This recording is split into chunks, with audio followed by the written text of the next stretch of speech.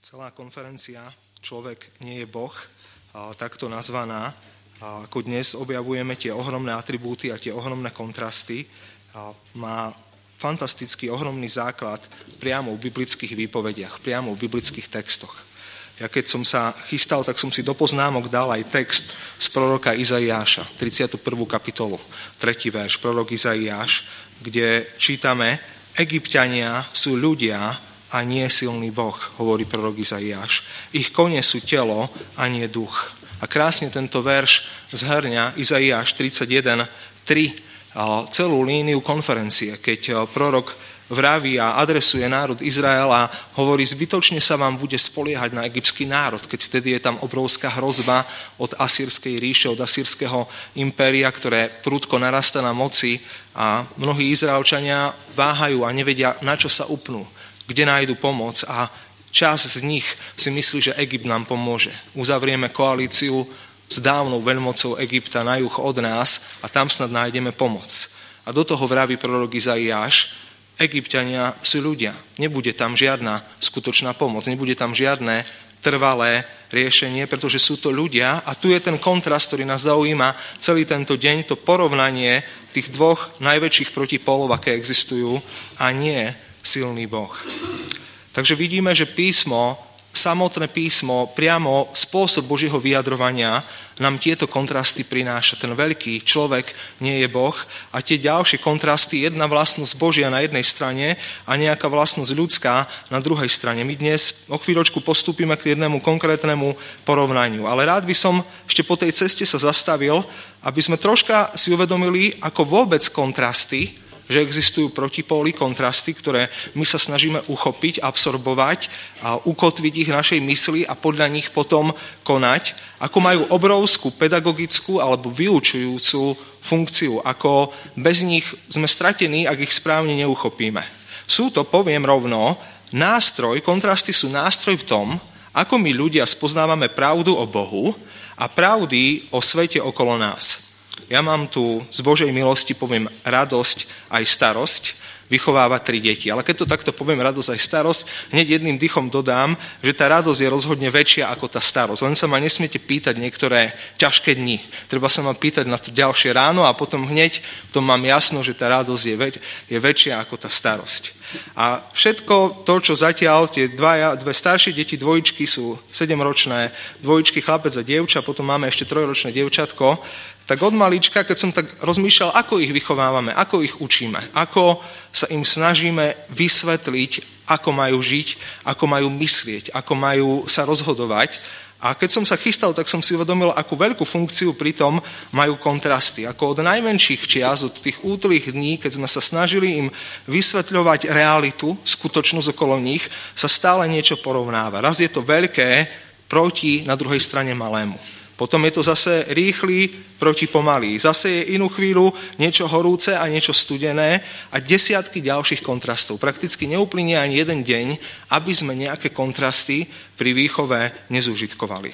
A tak mi to vychádza, že ľudská myseľ akoby bola naprogramovaná k tomu, aby sme cez kontrasty dokázali spoznávať realitu sveta okolo nás. A ako keby od malička, keď takto sa už učíme, vyrastáme, chápeme tú realitu postupne viac a viac sveta okolo nás, že nám to má pomôcť, že to nejako nás pripravuje na to, aby sme spoznali ten najväčší kontrast, aký vôbec existuje, aby sme uchopili ten najdôležitejší, ten, na ktorom stojí celá večnosť človeka, ten, na ktorom stojí, čo s nami bude po smrti. Objavíme ten najväčší kontrast, že človek nie je Boh, že je nejaký skutočný Boh, absolútne dokonalý, večný, slávny, krásny, dobrý, spravodlivý, svätý, zvrchovaný, samoexistujúci.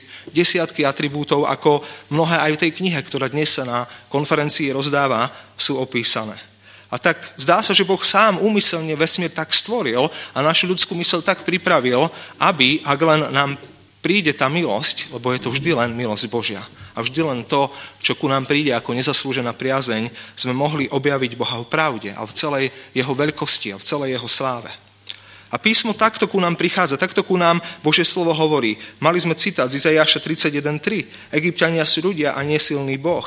Ale je mnoho iných veršov, mnohé určite, ak roky už sme s písmom, s Božím slovom, si spomenieme. Mám tu citát vo svojich poznámkach 1. Samuelova, 15:29. Ani nebude klamať večne trvajúci víťaz Izraelov, ako ani nebude želieť, tu želieť je ľutovať v dnešnej slovenčine, čítam z Roháčkovho prekladu, lebo nie je človek, aby želel, alebo aby ľutoval. Opäť tento kontrast je tu naplno nastavený. Boh neklame, Boh nikdy nemôže byť neverný vo svojom slove, Boh nikdy nemôže cúvnuť z toho, čo povedal a z toho, čo oznámil, je absolútne verný a pretože nie je človek, aby ľutoval, aby zmenil svoju myseľ, aby zrazu cúvol, aby spanikáril, aby si to potom rozmyslel, alebo aby ho niečo ovplyvnilo po ceste a už nevedel podržať svoje rozhodnutie a svoj plán. Takže tu sú veľké, obrovské kontrasty. A keď Jarda, brat, ktorý potom neskôr je v programe, nám ešte poslúži, mne posielal program a ja som prvýkrát uvidel zoznam tých prednášok, keď takto ako organizátori so mnou komunikovali, tak som sa zaradoval a moje srdce zaplesalo, aký dobrý, užitočný deň, aký dobre strávený deň toto bude a ako rád tu chcem byť pri týchto témach a pri týchto veľkých veciach objavovať všetky tieto porovnania.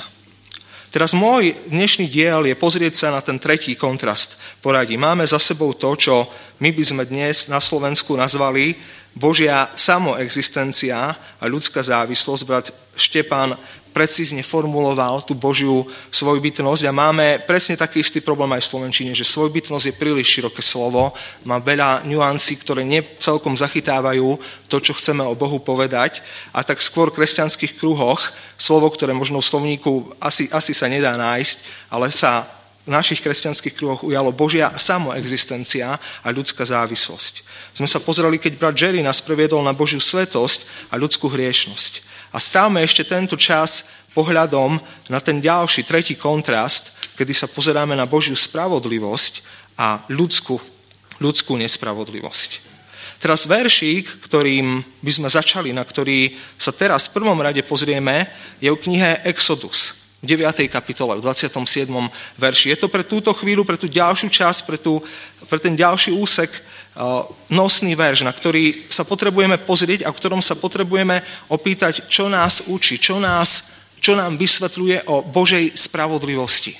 Potrebujeme ju nejako zadefinovať, ukotviť dobre v mysli, vstrebať, absorbovať, aby už nejako sme nemohli skončiť nejakej rozkývanosti v nejakej neistote. Exodus, 9. kapitola, 27. verš. Sú to kapitoly v knihe Exodus, 2. Mojžišovej knihe, ktoré zachytávajú známych 10 rán, ktoré Boh vo svojej moci a všemohúcnosti posiela na egyptský národ.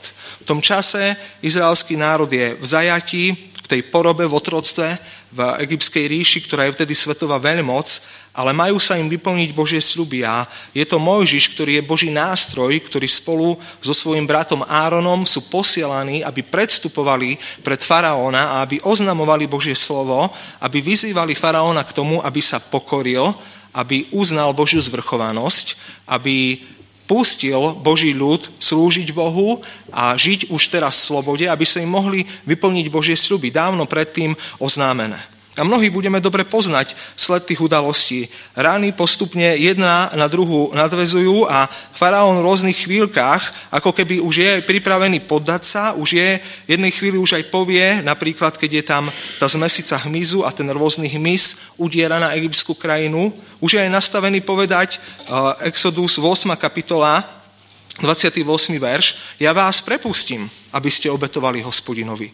Už v istých chvíľach, ako keby sa blíži k tomu, čo vyzerá, že už by aj faraón urobil pokánie, už aj sa zdá, že by sa zlomil pred Bohom a prepustil izraelský ľud. Ale ako poznáme ten sled udalostí, tak sa tak neudeje, až kým nepríde 10.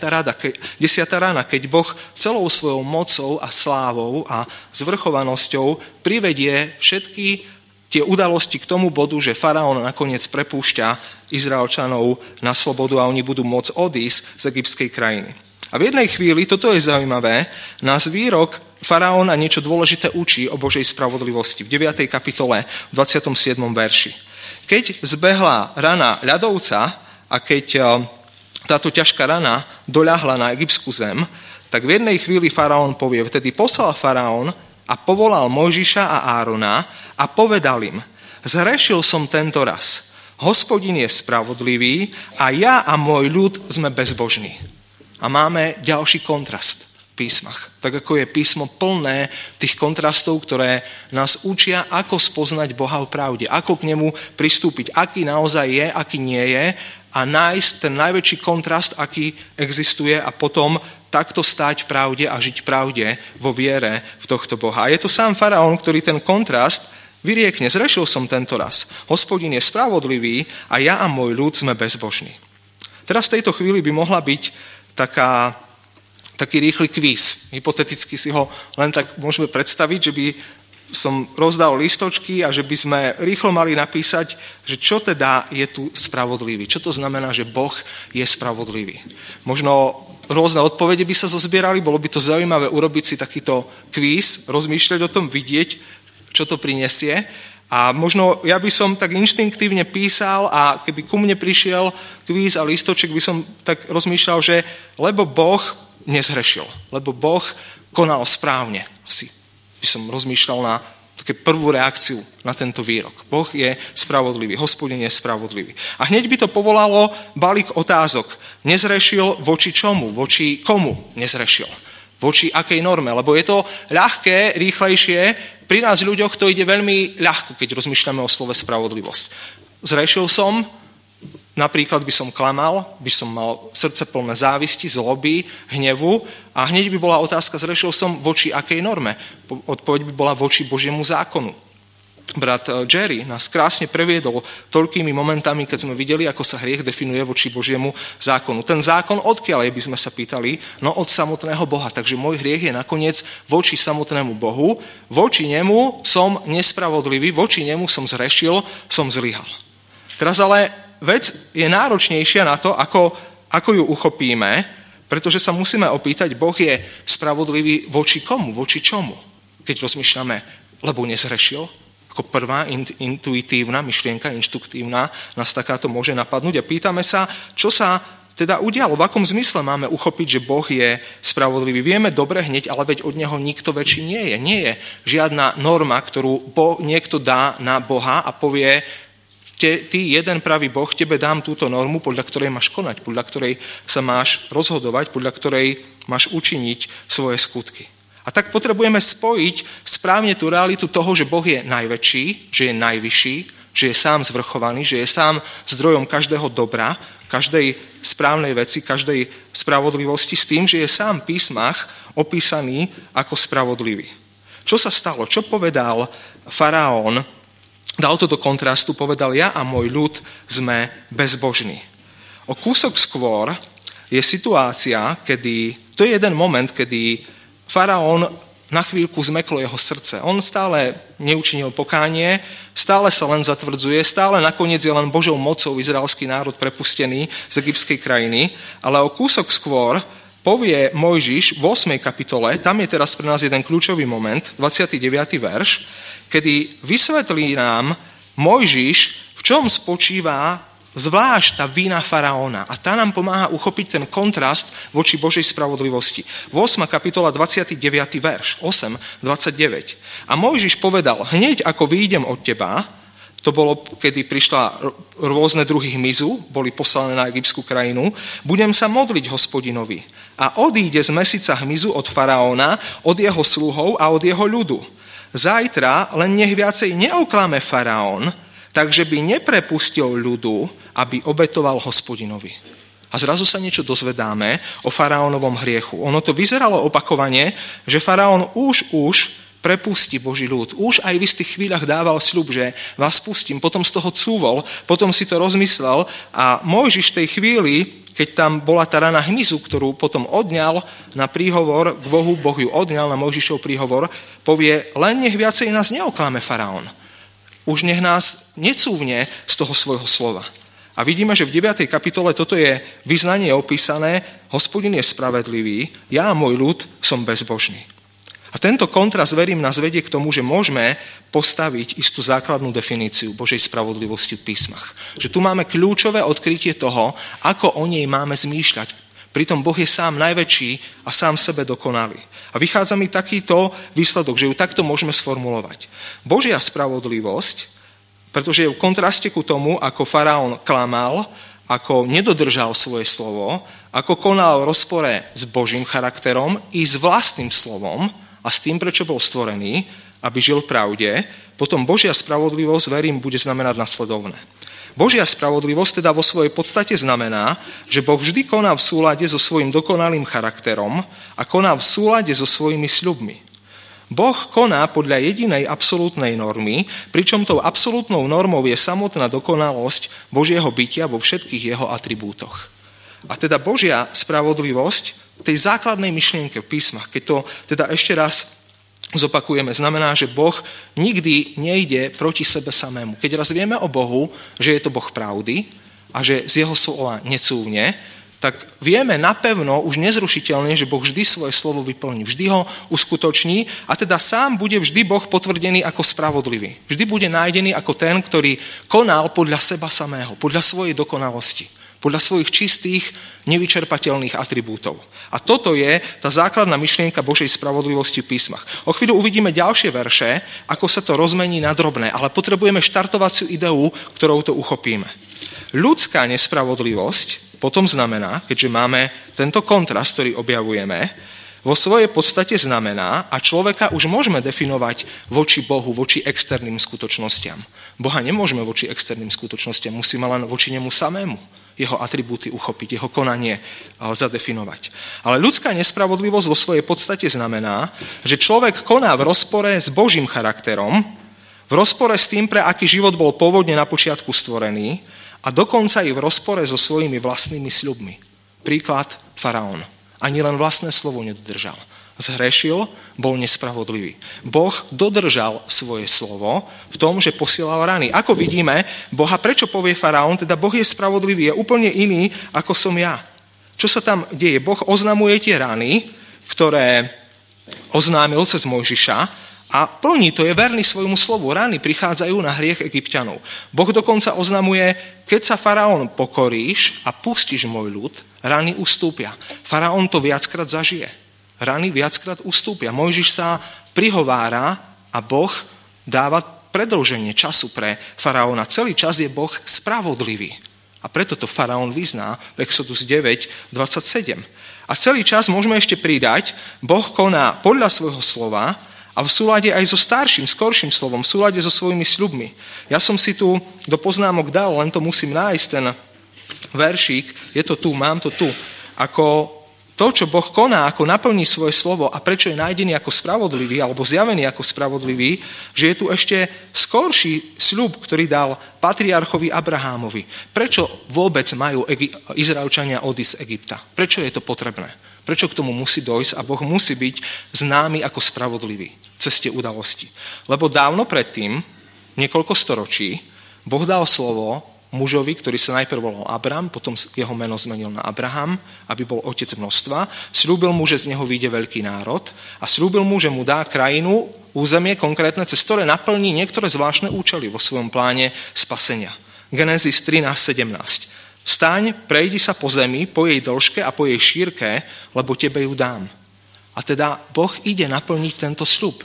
Skoršie slovo vedie k tomu, že teraz slovo o ranách sa musí uskutočniť. Faraón musí pustiť, Boh necúvne, slovo sa vyplní, lebo Boh koná konzistentne so svojím charakterom. A v tom je nájdený ako spravodlivý.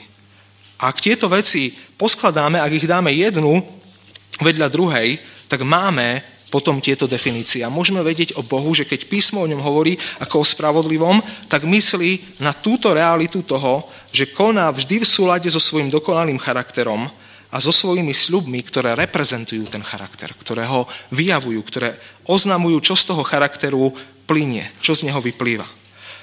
Chcem nám ukázať teraz zo pár ďalších veršíkov, ktoré spomínajú v nejakej spojitosti Božiu spravodlivosť. Ako v ďalších rozmeroch ju vidíme z tejto základnej idei.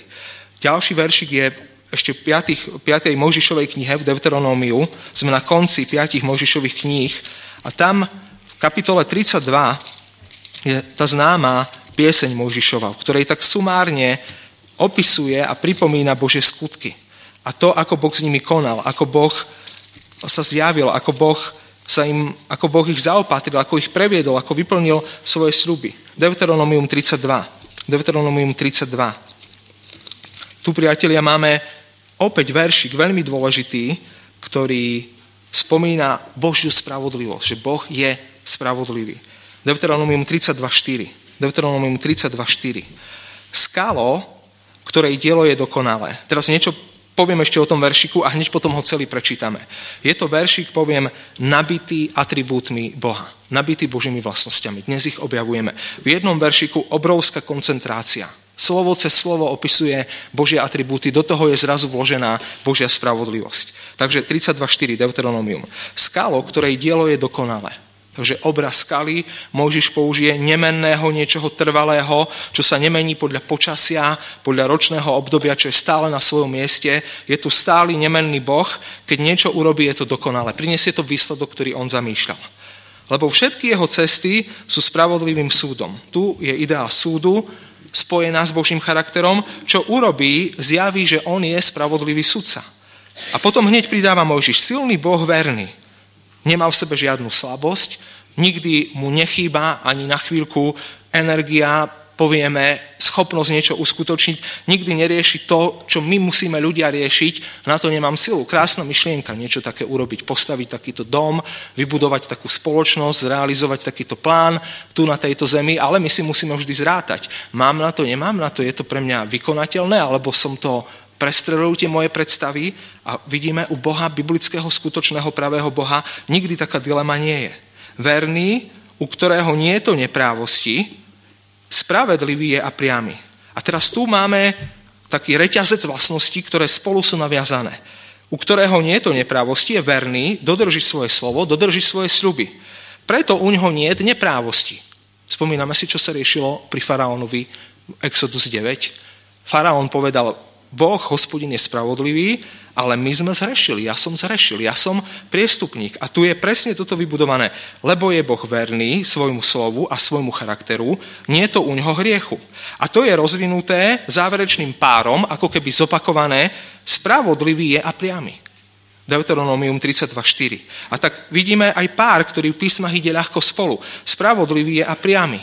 Vždy, keď sa niečo v dávnom Izraeli, keď boli rôzne prúty a palice, ktorými sa niečo meralo, ktorými sa niečo porovnávalo, či to nie je krivé, tak tu nám Mojžiš vraví, on sám sebe je spravodlivý, stále konzistentný so sebou, so svojím charakterom, stále verný sebe samému a je priamy. Stále tá jeho norma platí, stále ju uskutoční, stále je sám sebe normou. A to nám opäť pomáha uchopiť túto Božiu vlastnosť, tento Boží atribút. Potom máme v písmach verše, teda sme v Deuteronomiu 32, ktoré potom sa dotkneme ešte nakrátko novej zmluvy. Chcem odtiaľ priniesť aspoň jeden verš a chcem nám ukázať, ako apoštol Pavol odkrýva alebo pracuje s touto Božou spravodlivosťou. Rimánom 2.5. Skočíme rýchlo teraz do novej zmluvy, aby sme aspoň troška sa pozreli do novozmluvného zjavenia. Rimánom 2.5. Teraz nám bude automaticky rýchlo známe to, s čím sa normálne spravodlivosť nám rýchlo inštinktívne spája, že Boh je spravodlivý, lebo spravodlivo odsúdi, spravodlivo koná súd. Rimánom 2.5, 2. kapitola, 5. verš. Ale podľa svojej tvrdosti a nekajúceho srdca hromadíš sebe hnev na deň hnevu a zjavenia spravodlivého súdenia Boha. Takže máme výrok od apoštola Pavla, ktorý nám ďalej spája Božiu spravodlivosť aj s Božím súdom, lebo je to vyústenie toho, že Boh je sám sebe spravodlivý, to nutne vedie k tomu, že jeho súdy sú spravodlivé. On uskutoční spravodlivé súdy. Bude verný sebe samému, bude verný tej svojej dokonalosti, svojej svetosti, svojej čistote, svojmu charakteru, svojmu čistému bytiu. A tak nám Pavol hovorí, je tu niečo, čo je oznámené, bude spravodlivý Boží súd, lebo plynie z Božej spravodlivosti, z toho, že Boh je sám sebe spravodlivý. Teraz ako rozvíjame tieto veci a náš čas postúpil a blížime sa k tomu, že urobíme ešte jedno zastavenie a potom pospájame tie veci do záverečného obrazu do záverečnej takej sumy, do záverečnej schémy, tak nám chcem ešte sa na chvíľku zastaviť pri tom, aby sme dokázali zvlášť u tejto vlastnosti, keď teda rozmýšľame o Bohu ako dokonale spravodlivom, a videli sme človeka v hriechu, v zbure, v rebelii, faraóna, taký dobrý reprezentant nás všetkých, lebo kedy čítame o faraónovi, to nie je príležitosť mať pocit, že inak by som konal, inak by som myslel, ja by som bol z tých spravodlivých na tom mieste, aby som hneď ich pustil. To je obraz, to je zrkadlo, ktoré mi hovorí, presne tak by som sa zatvrdzoval, presne taká vzpúrnosť by bola vo mne. A jediný rozdiel medzi mnou a faraónom je Božia milosť. Boh na mňa pohliadol, Boh sa nado mnou zľutoval, Boh si ma vybral preto, aby ma naučil ceste milosti, lebo keby si ma nevybral a nenechal by ma a nechal by ma v tom mojom hriechu, všetko, čo je môj život, je len to, čo vidím na faraónovi. Ale pridajme ešte nakrátko časové hľadisko. Sme definovali už Božiu spravodlivosť aj ľudskú nespravodlivosť. A teraz táto Božia spravodlivosť je vždy nemenná, či by Boh stvoril alebo nestvoril. Aj tak by stále konal sám v súlade so svojím charakterom.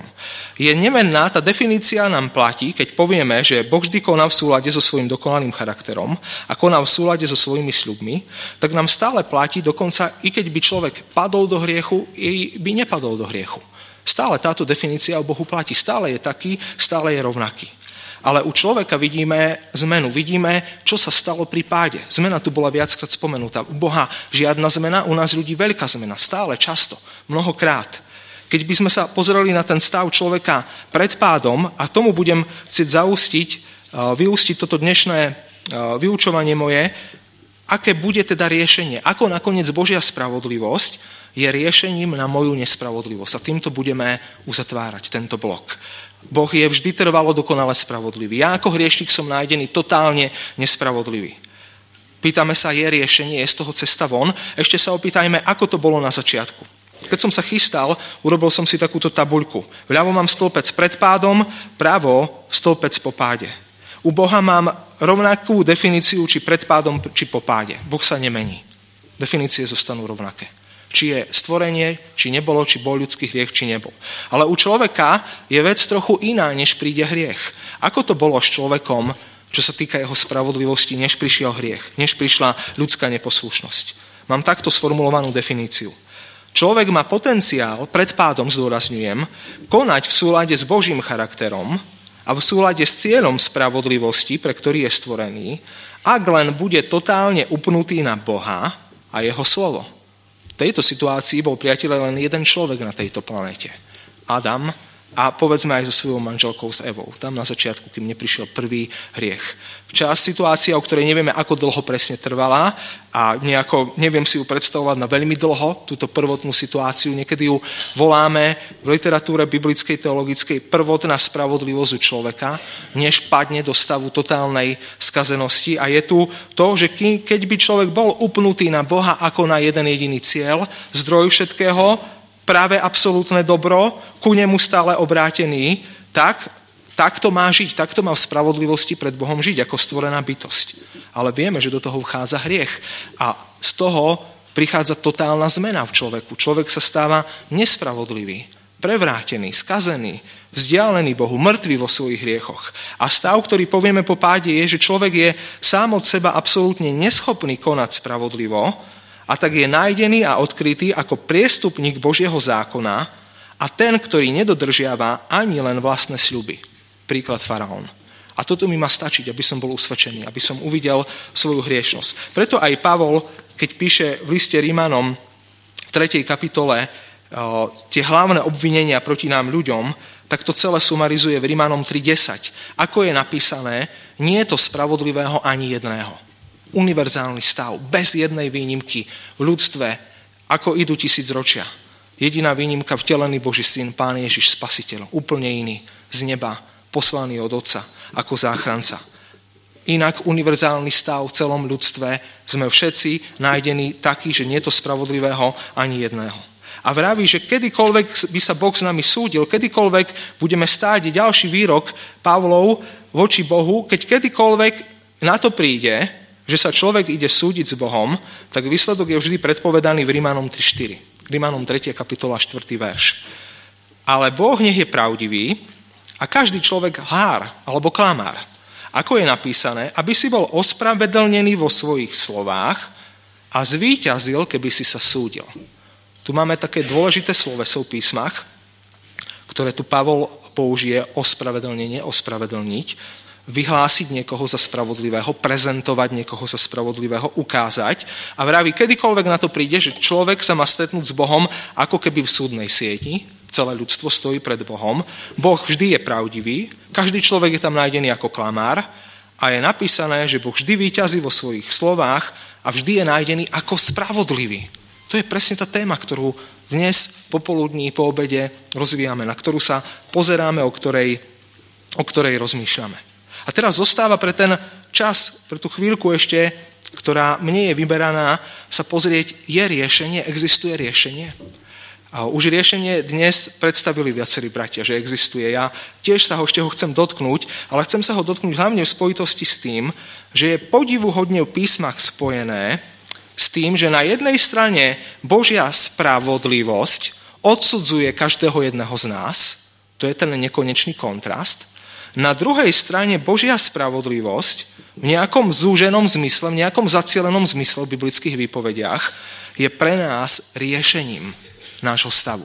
Tie veci potrebujeme dať správne dokopy. Chcem nám ukázať tie verše, kde sú. Odkiaľ to beriem tieto tvrdenia. Do Rímanom 3 ešte, opäť sa tam zdržíme. V Rímanom 3. kapitole. Rímanom 3. Rímanom 3. kapitola. A tam sú to verše 24, 25, 26. Ešte chcem, aby sme tieto uvideli dnes v tomto bloku. Rímanom 3. kapitola 24, 25, 26. Predtým je veršik ešte 23, lebo nie je to rozdielu, lebo všetci zhrešili a postrádajú slávy Božej. Chýba nám spravodlivosť, nie sme spravodliví, zhrešili sme, Boh je dokonalo spravodlivý, on je norma.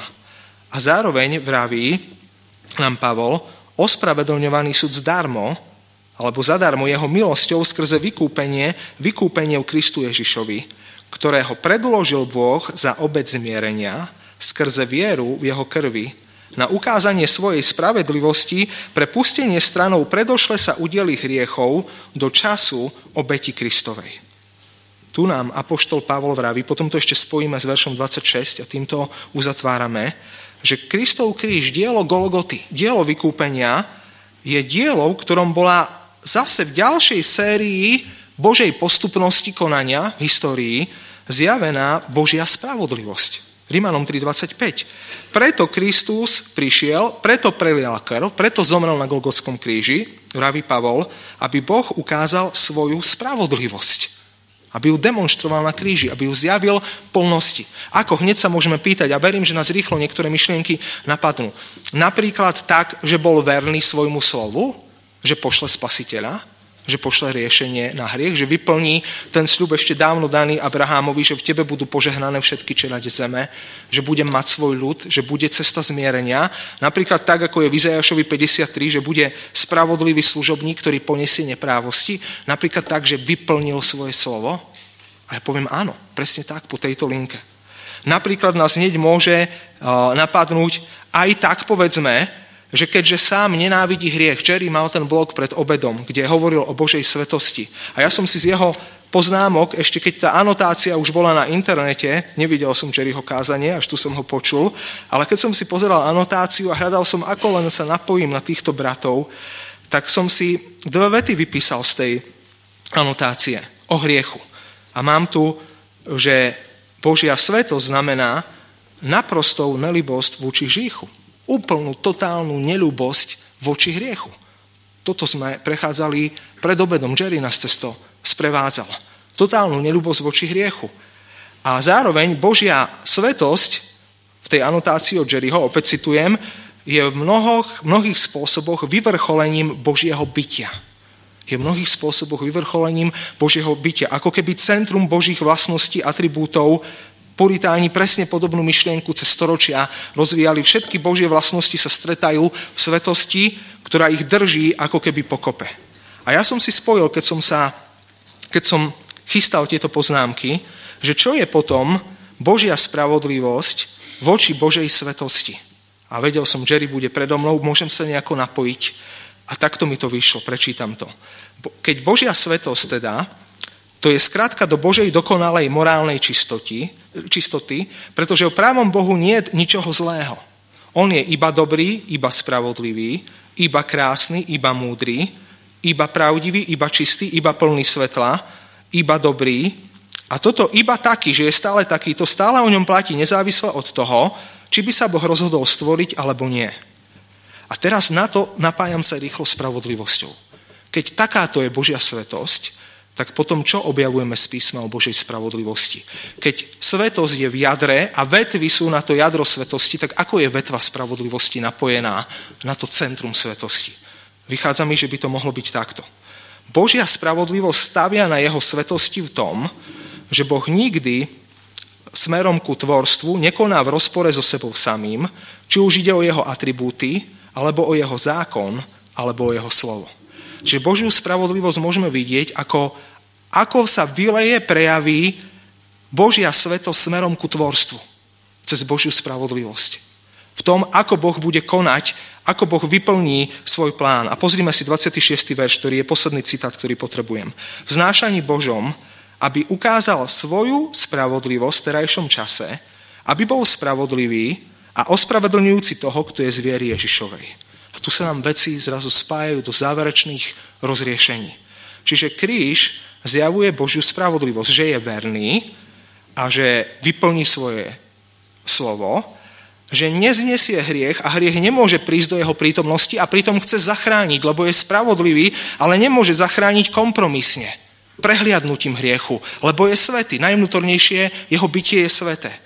Preto to urobí spravodlivo, konzistentne so sebou samým. Pošle svojho syna. Ten sa stane človekom, priberie ku boskej prirodzenosti, ľudskú prirodzenosť, vyniesie hriechy mnohých na drevo kríža a týmto dá cestu spasenia, zástupu ľudí.